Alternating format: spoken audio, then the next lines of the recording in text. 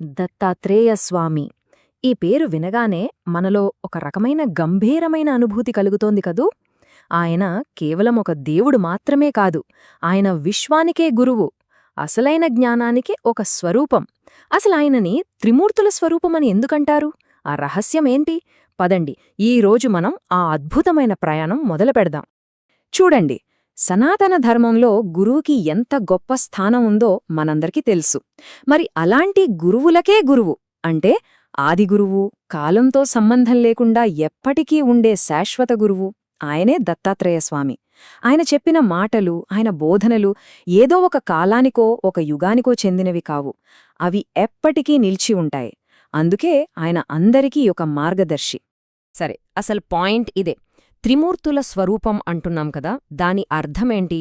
సృష్టి చేసే బ్రహ్మ, దాన్ని కాపాడే విష్ణువు, లయం చేసే మహేశ్వరుడు. ఈ ముగ్గురు, ఈ మూడు వేర్వేరు శక్తులు ఒక్క రూపంలో ఎలా ఉండగలుగుతాయి?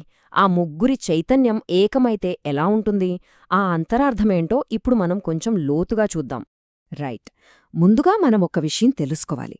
దత్తాత్రేయ స్వామిని శాశ్వత గురువు లేదా విశ్వగురువు అని ఎందుకంటారు? ఎందుకంటే ఆయన జ్ఞానానికి హద్దులు లేవు. అది ఈ విశ్వం మొత్తానికి దారి చూపిస్తుంది. ఒక్కసారి ఆలోచించండి. సృష్టి, స్థితి, లయం అంటే క్రియేషన్, ప్రిజర్వేషన్, డిస్ట్రాక్షన్. ఈ మూడు పనులు వేర్వేరుగా అనిపించినా నిజానికి ఒక్కదానితో ఒకటి ముడిపడి ఉంటాయి. ఒకదాని తర్వాత ఒకటి జరగాల్సిందే. దత్తాత్రేయ స్వామి అంటే ఈ మూడు విశ్వశక్తుల పర్ఫెక్ట్ బ్యాలెన్స్ అనమాట. ఈ బ్యాలెన్స్ బయట విశ్వంలోనే కాదు, మనలో కూడా ఉంటుంది. ఆ సమతుల్యతను మనలో మనం సాధించడమే అసలైన ఆధ్యాత్మిక మార్గం. మరి ఇంత గొప్ప స్వరూపం, ఈ త్రిమూర్తుల ఏకరూపం ఎలా పుట్టింది?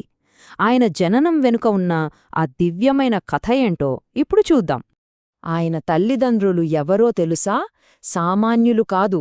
ఒకరు అత్రి మహర్షి, మరొకరు అనసూయమాత. వాళ్ల భక్తి, వాళ్ల తపస్సు ఎంత గొప్పవంటే, ఎంత స్వచ్ఛమైనవంటే సాక్షాత్తు ఆ త్రిమూర్తులే వాళ్లకి బిడ్డగా పుట్టాలని కోరుకున్నారు. ఆలోచించండి, ఎంత గొప్ప విషయమది! ఇది కేవలం మనం చెప్పుకునే కథ కాదు. ఇది మన ప్రాచీన గ్రంథాల్లో లోతుగా పాతుకుపోయిన ఒక నిజం. మార్కండేయ పురాణం, భాగవత పురాణం, బ్రహ్మాండ పురాణం, చివరికి అవధూత ఉపనిషత్తులో కూడా ఇలా ఎన్నో పవిత్ర గ్రంథాలు ఆయన పుట్టుక గురించి, ఆయన లీలల గురించి, ఆయన జ్ఞానం గురించి చాలా వివరంగా రాశాయి. దీన్ని బట్టే మనం అర్థం చేసుకోవచ్చు ఆయన ప్రాముఖ్యత ఏంటో.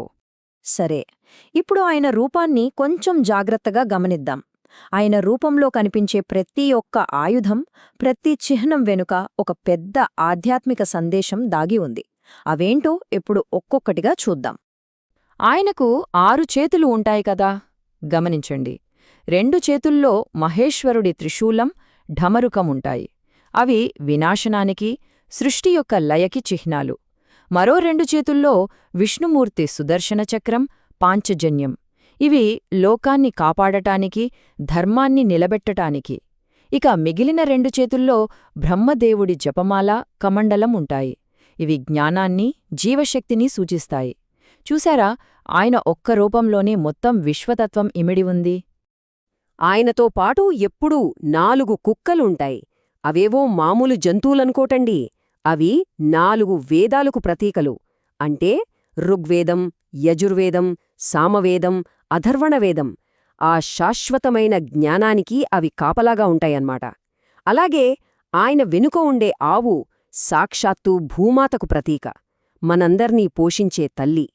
ఇప్పటిదాకా ఆయన రూపం వెనుక ఉన్న అర్థాన్ని తెలుసుకున్నాం కదా, చాలా బాగుంది. మరి ఆయన మాటల వెనక, ఆయన బోధనల వెనుక ఉన్న జ్ఞానమేంటి? ఇప్పుడు మనం దత్తాత్రేయస్వామి అందించిన అవధూతతత్వం గురించి తెలుసుకుందాం. దత్తాత్రేయస్వామిని చాలాసార్లు అవధూత అని పిలుస్తారు. అసలు అవధూత అంటే ఏంటి? సింపుల్గా చెప్పాలంటే అహంకారాన్ని, ఈ లోకంతో ఉండే బంధాలను, కట్టుబాట్లను పూర్తిగా వదిలేసిన ఒక ఫ్రీ సోల్, ఒక ముక్త జీవి. వాళ్లకు మంచి, చెడు, సుఖం, దుఃఖం లాంటివి ఉండవు. ఈ ప్రపంచం మొత్తాన్ని తమ ఇల్లుగా చూస్తారు. ప్రకృతి నుంచే నేర్చుకుంటారు. వాళ్లకు ప్రతి జీవిలోనూ ఆ దేవుడే కనిపిస్తాడు. సో అవధూత మార్గమంటే ఒక జర్నీ లాంటిది. అందులో మొదటి స్టెప్ ఏంటంటే నేను, నాది అనే అహంకారాన్ని వదిలేయడం. రెండో స్టెప్ ఎదురుగా ఉన్న ప్రతి ప్రాణిలోనూ ఆ దైవాన్ని చూడటం. మూడోది, మన చుట్టూ ఉన్న ప్రకృతి దగ్గర్నుంచి నేర్చుకోవడం. గాలి, నీరు, చెట్టు ప్రతిదీ మనకొక గురువే. ఈ ప్రయాణంలో చివరి మజిలినే ఆత్మసాక్షాత్కారం, అంటే సెల్ఫ్ రియలైజేషన్. ఈ అద్భుతమైన జ్ఞానం ఏదో మాటలకే పరిమితం కాలేదు. అవధూత గీత, జీవన్ముక్త గీత లాంటి గొప్ప గ్రంథాల్లో దీన్ని భద్రపరిచారు.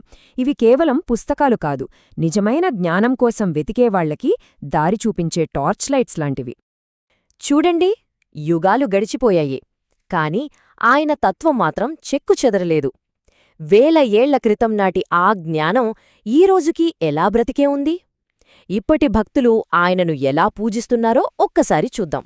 భారతదేశం మొత్తం మీద, ముఖ్యంగా మహారాష్ట్ర, కర్ణాటక, మన ఆంధ్రప్రదేశ్, తెలంగాణ రాష్ట్రాల్లో దత్తాత్రేయస్వామి ఆరాధన ఒక పెద్ద ప్రవాహంలా కొనసాగుతోంది. ప్రతి ఏటా మార్గశిర మాసం పౌర్ణమి రోజున దత్త జయంతిని ఎంతో ఘనంగా జరుపుకుంటారు. ఆ రోజు ఈ ప్రాంతాలన్నీ భక్తితో పులకించిపోతాయి. మంత్రమనేది చాలా శక్తివంతమైన సాధనం. ఓం ద్రాం దత్తాత్రేయాయ నమః అనే ఈ మంత్రాన్ని జపించడం ద్వారా భక్తులు నేరుగా ఆయన శక్తితో కనెక్ట్ అవుతారు. ఇది కేవలం శబ్దం కాదు, ఇది శాంతిని, జ్ఞానాన్ని మన వైపుకు ఆకర్షించే ఒక పాజిటివ్ వైబ్రేషన్. మొత్తంగా చూస్తే దత్తాత్రేయస్వామి మనకిచ్చే చివరి అత్యంత ముఖ్యమైన సందేశం ఒక్కటే. అదేంటంటే, దేవుడి కోసం ఎక్కడో గుళ్లలో, గోపురాల్లో వెతకాల్సిన పనిలేదు. ఆ దైవం మనలోనే ఉంది, మన చుట్టూనే ఉంది, మనం పీల్చే ప్రతి శ్వాసలోనూ ఉంది. దాన్ని మనం గుర్తించగలిగితే అదే అసలైన జ్ఞానం. సో, దైవత్వం మన చుట్టూ ప్రతిచోటా ఉందని దత్తాత్రేయస్వామి మనకి గుర్తు చేస్తున్నారు కదా.